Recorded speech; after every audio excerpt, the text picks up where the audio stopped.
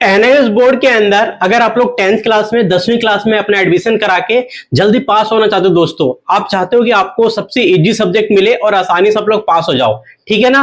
तो मैं आपको बता देता हूं वो कौन से 5 सब्जेक्ट लोगे या फिर वो कौन से 7 सब्जेक्ट लोगे जो कि आप लोग बिल्कुल आसानी से पास हो जाओगे, ठीक है ना। देखो एनआईएस बोर्ड के अंदर पास होना सबसे आसान है।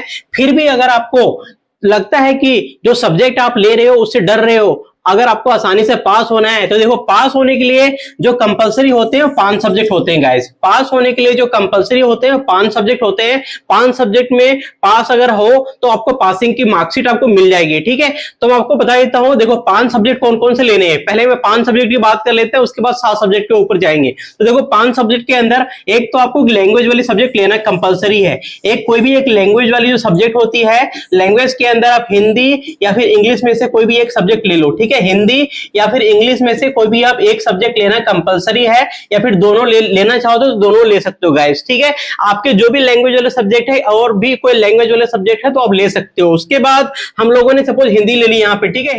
हिंदी हमारी मातृभाषा है दोस्तों, तो हम लोग आसानी से इस पेपर को लिख सकते हैं, ठीक है। उसके बाद हम लोग बात कर लेते हैं होम साइंस की। जी हाँ, तो बहुत ही इजी सब्जेक्ट है और आसानी से आप लोग इसको सॉल्व कर लोगे। इसके बाद हम लोग डाटा एंट्री की बात कर लेते हैं। तो डाटा एंट्री के अंदर गाइस, डाटा एंट्री के अंदर आपका क्या होता है, यहां पर जो थ्योरी का मार्क्स का पेपर होता है, कितने मार्क्स का पेपर होता है, 40 मार्क्स का थ्योरी का पेपर है। कितना है, थ्योरी का पेपर है, ठीक है गाइस, थ्योरी का।